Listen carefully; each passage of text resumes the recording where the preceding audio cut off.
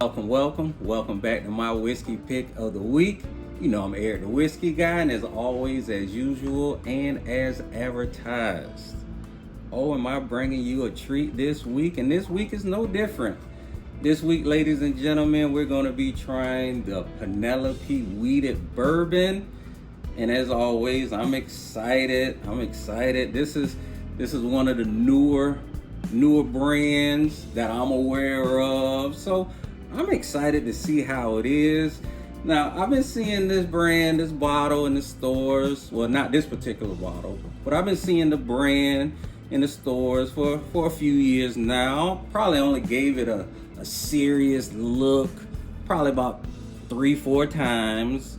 Every time I looked at them, I kind of figured that they were like flavored whiskeys, like how you got your flavored vodkas. Because if you go in the store, they got all the bottles that they sell all in a line with different labels on them, like kind of like your Sky vodkas or the Pinnacle vodkas, the lime and the cherries.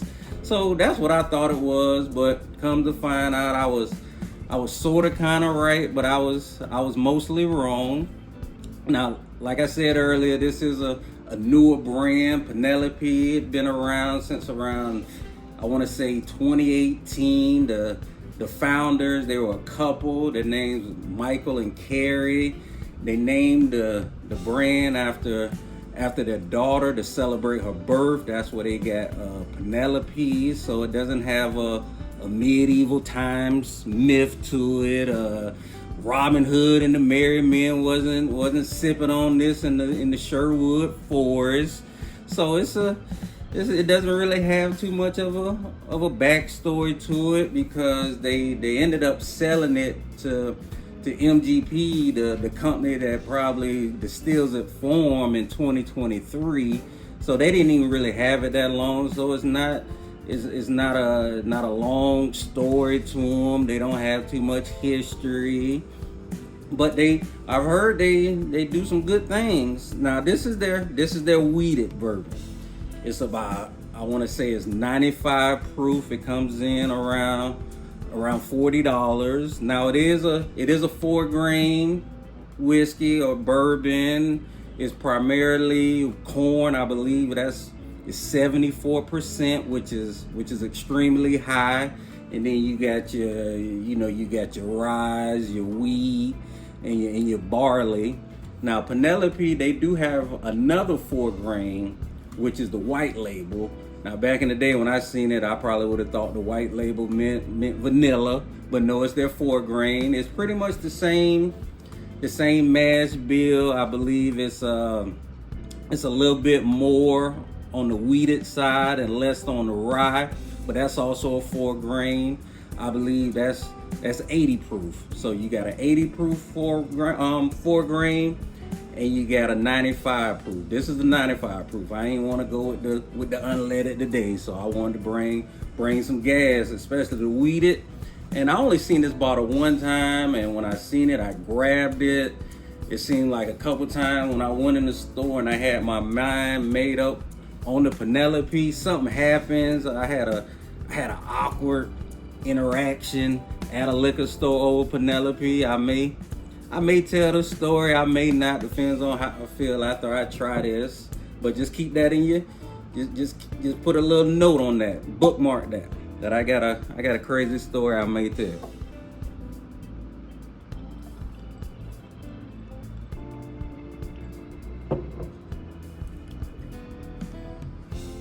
Oh yeah, it definitely got that straight Kentucky bourbon.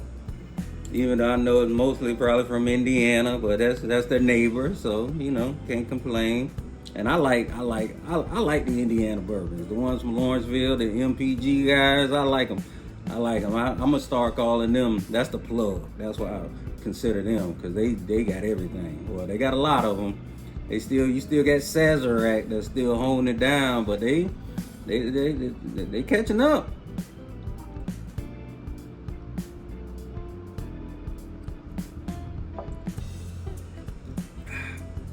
Now that's a lot smoother than I expected. Usually when you got like a high corn mash bill to it, it's usually like strong, where you like but it's actually smooth. I'm starting to dig Penelope. I kind of wish that back when I was looking at it, I should have grabbed it before so I can actually have a mental comparison to the white label, 4 grain, and the wheated. But this is very smooth. I think right now, for at least this time period, I feel like I'm leaning more toward wheated, high corn bourbons as my choice of bourbons. But that always changes. 2 weeks from now, I may be heavy on the rise. So you never know. Now, with the story, I was gonna say it just always comes up when I think about Penelope, and I want to start off by saying that, first of all, the story I'm gonna tell you has nothing to do with Penelope, their company, the brand, the MPG guys.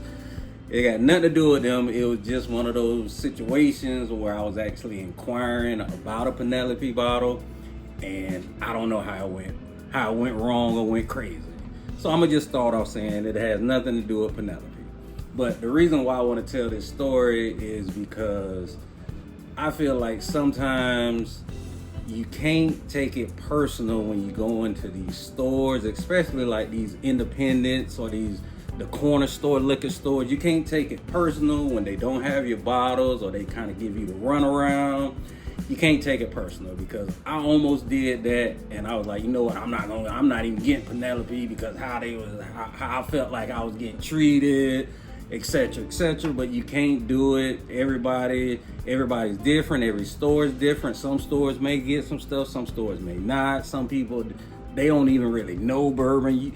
Anybody watching these videos probably know about bourbon than half these people that work in some of these corner liquor stores, independent liquor stores, even the big chains. They there to get a paycheck, and you kind of gotta take that under consideration and don't take it personal. But every time that, even when I got this bottle, I went to one of the big chains. I went to Total Wine and got this, and I kind of just went down. That's kind of like that's like a library. Like, people, they don't really mess with you. They may greet you, ask you if you need anything, but then they keep it moving. So I seen this one. This was the first time that I seen the wheated Penelope, and I was like, oh, I didn't know they had a gold label, gold star. So I was like, I'm gonna get that, and it's wheated. So when I was walking to the counter, I was like, wow, that was kind of easy peasy, in and out. I seen it. And then it just brought a flashback to the last time I went to a store to get a Penelope. Now, I'm gonna try to make this short as possible, but in my area, I was going to my little neighborhood right down the street, walking distance, if need be, store. And I was going there for years. I go there, get bottles if I'm cooking, if I'm barbecuing, if I'm watching a football game, that's where I was going. So I kind of built a rapport with the guy that he say he the owner. He could just be the store manager, but we'll say he the owner, because he told me he was the owner. Probably about my age or a little younger. I kind of had a rapport with him. So I'll go in there, and keep in mind, a year and a half ago, I didn't know really too much about bourbons. I was kind of learning as I go, like on the job training. I'm learning as I get stuff. So at this point, I know it's certain bottles that you just don't ask for, because they ain't gonna have them. No matter where you go, they not gonna have them. But what I didn't know was how many bottles that when they say limited, they really mean limited or rare or hard to find. I didn't know how many bottles were really that rare. So I'm going to my guy, and I'm getting my little normals, my Maker Marks. I may get a Jameson. I'm getting, just something to hold me over. So I'm seeing that there's bottles coming around the area. So I just went in there and just inquired. I forgot what bottle it is. But let's just say I went in there and was like, okay, do you have such and such? Let's say I went in there and asked them for, do you got 1792 foolproof? He was like, I just sold out on that like 2 days ago. So I was like, oh, okay. So I'm thinking, okay, so you can kind of get bottles that I like. Good to know. I guess I just gotta ask for them. So next time I went in there, I asked for another bottle. I'm just giving you an example. I don't know what it is, but let's just say I went in there and was like, okay, by any chance, do you get or can you get Old Forester 1924? Now, at this point, he could have been like, oh, the kind of bottles that you're looking for, those bottles are like extremely rare. They may send us some, they may not. If they do, they may send us 2, 3 of them, and a lot of people ask about them. So we usually put that in our monthly little drawing, a lottery that we do. So if you win, you get a chance to buy one of those bottles. He could have told me that. And I would have been like, okay, great. Now I understand how it works. Again, he was like, oh, well, I think we had one, but check with me on Thursday. So I'm like, okay. So when I hear check with me on Thursday, and it's like a Tuesday, I'm kind of figuring that you already placed an order and you put that on your list and it should be in on Thursday. So I go back on Thursday. He's not working. Nobody at the store know what I'm talking about. So I'm like, all right. Now keep in mind, me and him playing this little cat and mouse little thing for like a couple months. I go in there, hey, you got this? Oh, you just missed out. Or hey, you got this? Try next week. So it got to a point where I was thinking like, why is this dude making me jump through hoops to get these bottles? Now, the more I know, the more that I realize that these are some rare type bottles that I'm looking for. And to get like, my mindset was kind of like, okay, if you keep Knob Creek 9-year on the shelf every day, why you don't have 12? Like, what's so hard for you to order the 12-year if you got the 9-year? But obviously it don't really work like that. But I wouldn't know unless somebody told me. So now I'm taking it kind of personal, like, oh, he must just don't want me to have these type of bottles or the bottles that I'm asking for, or he know he gonna overcharge me and maybe he gonna feel bad if he try to charge me double. Like, I don't know what's going through his mind. I'm just like, okay. So now, this was kind of like the straw that broke the camel's back a little bit. I seen like an article, or I read something that Penelope had a new bottle, and it was getting great reviews about it. Everybody was raving about it. It was the Penelope Rosé Cast Finish. So I'm like, oh, so they really are just doing flavors. I need to get that rosé flavor. I don't care. I want it. I like the bottle. It's like it had like where it's gold. It was all pink. So I'm like, oh, rosé, bourbon. I gotta have that in my collection. So I'm thinking, okay, I shouldn't have no problems going in the store ordering Penelope. So I'm like, I shouldn't even have to talk to him.